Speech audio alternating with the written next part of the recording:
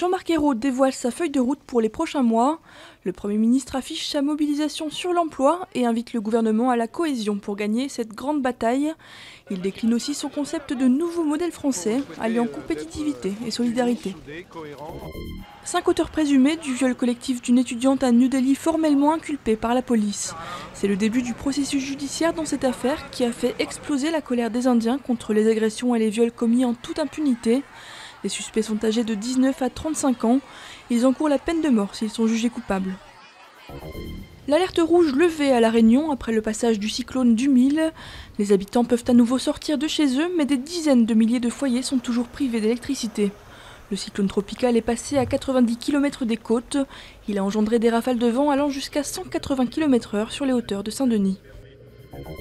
Pas de commentaire du gouvernement alors que Gérard Depardieu obtient la citoyenneté russe sur ordre du président Poutine.